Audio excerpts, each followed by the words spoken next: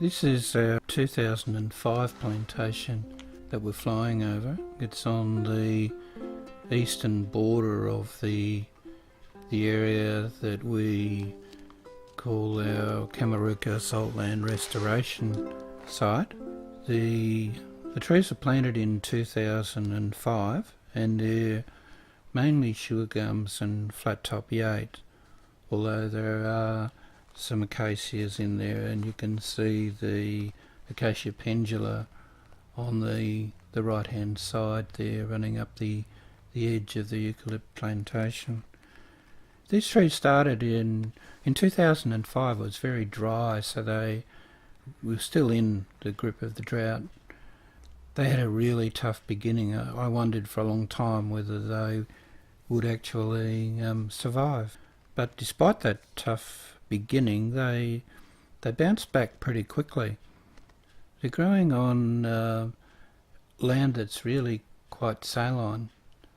Even now, the water table under much of that plantation is only about 2 metres down, and the salinity of that water is around 18 to 20,000 milligrams per litre. That's around almost 2/3 the salinity of seawater. So they've really done a remarkable job in tolerating that situation, and I guess that's been one of the lessons that we've learned, and one of the things that really surprised us. So now at 12 years old, those trees are around 11 or 12 metres high, and they're showing absolutely no ill health from salinity, as you can see. In fact, when we fly over the plantation, you can see quite a lot of new growth coming out of the tops of the trees. That's that lighter coloured material that you can see at the top. So you can see just in fact how much they're thriving despite those difficult conditions.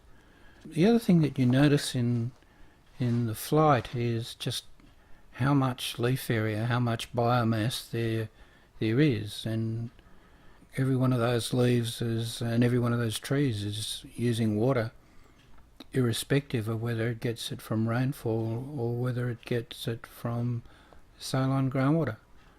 And I guess that's the other lesson that we've learnt in all of this, is that the eucalypts are capable of extracting fresh water out of saline groundwater under very saline conditions, which is something that was not at all well understood when we first started.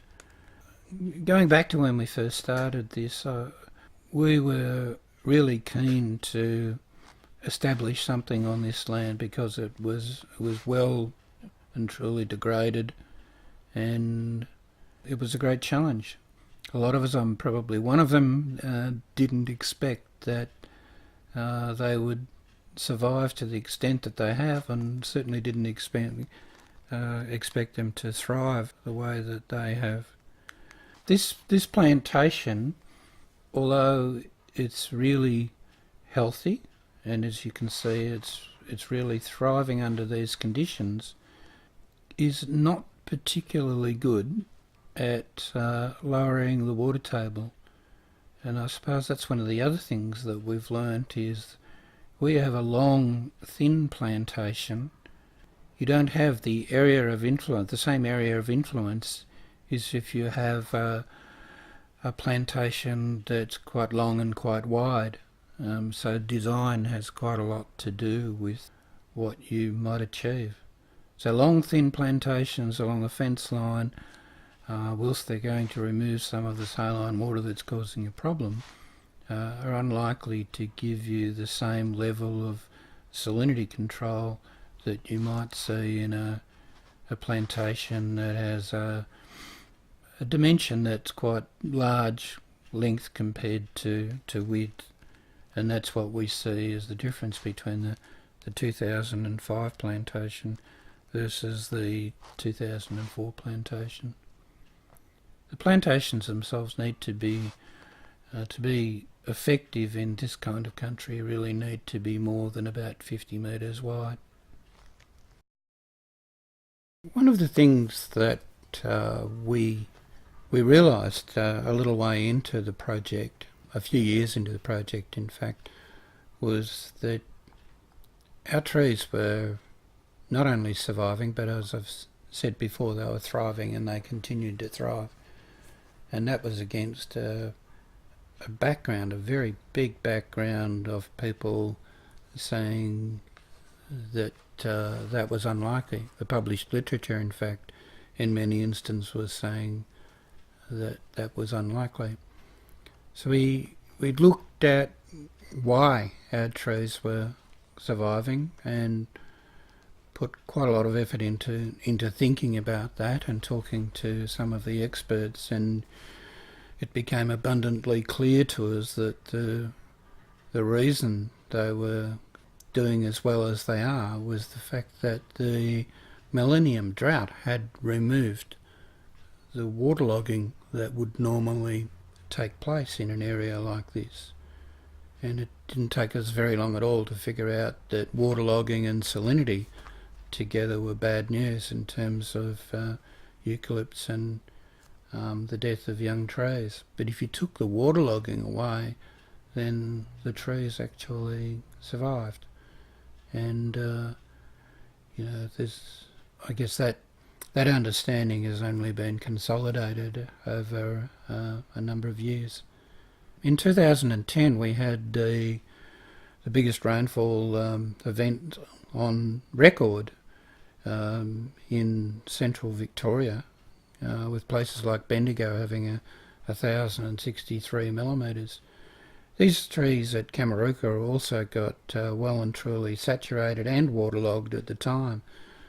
Being 7 or 8 years old, they were able to withstand that. I guess when we look back on it now, remembering that we started with a water table of 1.5 metres deep, it's indeed remarkable that now, going back into some dry conditions over the last 6 or 7 years and having those trees 12 metres high, the water table has receded enormously. In fact, the monitoring that we do shows that the water table is now greater than 7 metres underneath that area here. I say greater than 7 metres because the bores that we put in to monitor the water table back in 2003, 2004 were put down to a depth of 7 metres, and now the water table under the 2004 plantation is deeper than 7 metres.